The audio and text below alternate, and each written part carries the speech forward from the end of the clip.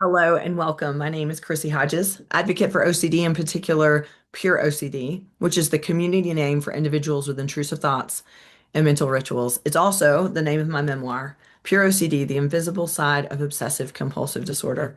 Today, I want to talk about when OCD, whether you are in the theme, whether it is during treatment or after, when OCD makes you feel like you don't deserve happiness, which also it could make you feel like you don't deserve to even do the basic things to take care of yourself. And I want to talk about how that relates to self-punishment, which is a compulsion, and you may not know it. Um, Sometimes this experience of feeling like you don't deserve happiness or you don't deserve anything good or to take care of yourself or do anything that you enjoy or even laugh. You don't deserve to laugh. Um, that can come alongside having intrusive thoughts that create a lot of shame and guilt. And that shame and guilt becomes very pervasive with this and will lead you down kind of that path of because I've had these thoughts, because I've had these images, feelings, dreams, I do not deserve happiness. And I deserve self-punishment. But we will get into it. I wanted to share with you that I have an app, an online app for support. With all kinds of different features in it that can get you support, get you grounded, connect with other people that have OCD. Um, it's called the OCD Support Community on the Mighty Network. And you can find out more information below. I also do one-on-one peer support and run groups for individuals worldwide. Um, NoCD is an app. Inside of NoCD's app, you can connect with individuals, you can find resources, and they also do telehealth, doing ERP in many, many places around the world. So check them out at treatmyocd.com or nocd.com, or join their app as well. Okay, so let's talk about this. Okay, so a lot of times when you experience taboo, intrusive thoughts or images or feelings, long term, or even if it's just at the beginning of these themes, um, there's a lot of shame around it. There's a lot of questioning yourself of how could someone like me think that? Um, and then if you are testing or checking, which a lot of us do because it's a compulsion, meaning conjuring up the thoughts, conjuring up images, um, watching pornography, going out and looking at specific things or specific people or animals or what family members or whatever, trying to test or check how am I feeling? Am I feeling aroused? Am I not? Um, these things, even though that's a compulsion, you can still feel a lot of shame about doing it because then afterwards, now you're evaluating what your intentions were.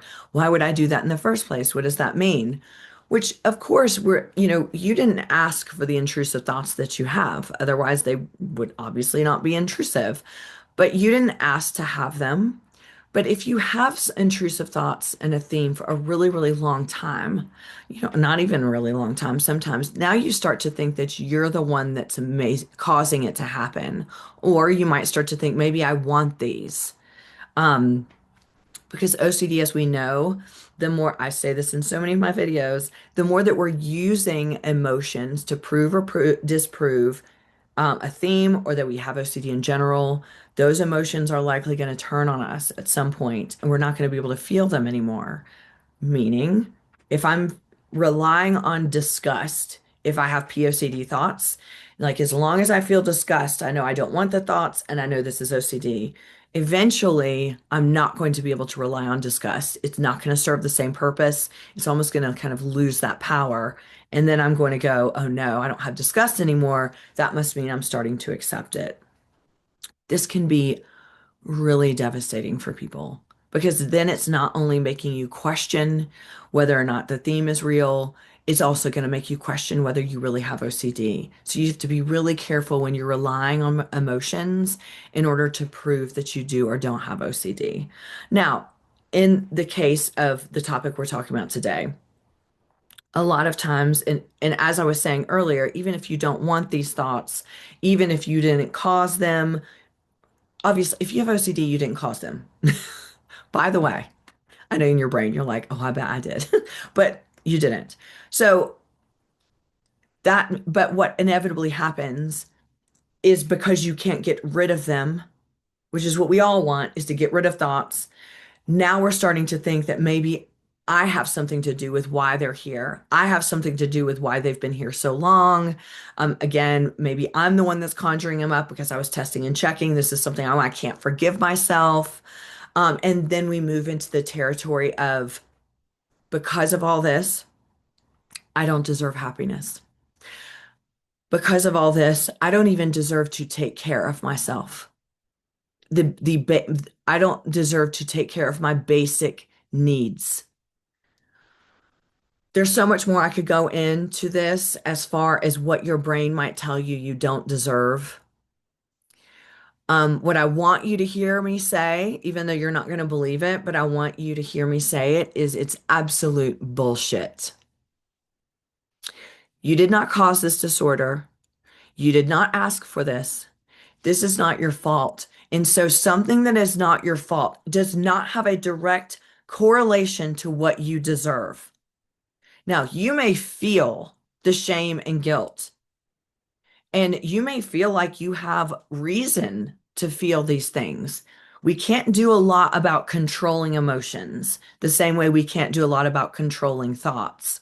But what you don't have to do is believe it and believe that you deserve bad things, to be unhappy, that you don't deserve to take care of yourself. Again, that's absolute bullshit.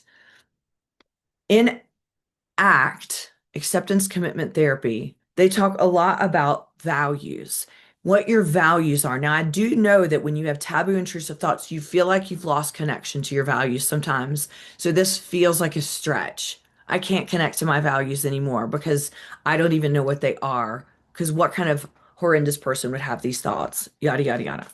Well, sometimes we need external values in order to grab a hold of those to give us the motivation and hope to move forward in treatment, to move forward in believing we deserve basic care and nourishment, food, hygiene, exercise, breathing air, um, not being suicidal, meaning like not feeling like you deserve to die, not self-harm, things like that.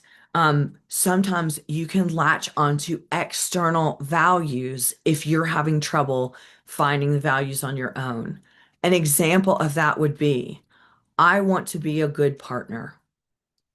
My partner deserves love, affection, and my partner deserves a healthy partner. I want to be a good parent because my kids deserve that. I want to be a good mom or dad to my pet, right? I mean, it's that counts too. I want to be good at my job. I want to be a good son or daughter. I want to be a good sister or brother. I want to be a good human. Now, your brain is going to dispute that one. No good human would have these thoughts. But that's not what we're talking about here. We're talking about ways to have external values in order to give yourself motivation and hope that you do deserve to get better and you do deserve relief to get treatment. The reason why this topic is important is because when the deserved piece comes into your life, you're now looking at, I don't deserve happiness. Like I said before, I don't even deserve to laugh. I don't deserve to watch a movie that's going to make me laugh because a horrible monster like me doesn't deserve to laugh. I don't deserve to do nice things for myself. I don't deserve to eat. I don't deserve a good night's sleep. All of these things start, if we're starting to buy into these things, what that also is going to mean is I don't deserve treatment. I don't deserve recovery. This becomes a barrier to you getting better. And we do not want that. We want you to be able to discover the relief that treatment can bring you, that medication can bring you, a combination of the two can bring you, that therapy can bring you, in order to push past this and move into a healthy state of mind that does show you this is a disorder. This is not who you are as a human being. This is not a reflection of your character. You are a good person. Hear me when I say that. Allow yourself to hear me. Take the first step in self-compassion and hear me say, you're a good person and you deserve relief. No matter what your brain has shown you, no matter what your brain has told you, no matter what you have done that makes you think you don't, no matter how much you think you're the exception, because I know that's what you're thinking right now, you are not the exception. When we get into the territory of what I deserve and what I don't deserve, this can go south really fast in not being able to take care of yourself enough to where you think that you don't deserve relief and treatment, and you do. I was saying this to a client earlier. I mean, even criminals, even criminals that are in jail, for life, that did the crime, deserve hygiene, deserve food, deserve to take care of themselves, right? And you're not a criminal. Your thoughts are not incriminating. Things that happened in your childhood, in your teenage years, are not incriminating. Mistakes you've made are not incriminating. Okay? Now, I know that your brain is going to blow it up and say that it is. And Chrissy, if you only knew, Chrissy, you just don't know about me. No, I do. I hear these stories every day, right? I have never come across one person that I thought to myself, that person does not deserve happiness. That person does not deserve relief. That's not how it works. And especially because you are walking around holding up this crippling illness that lies to you, that tells you things like you don't deserve happiness.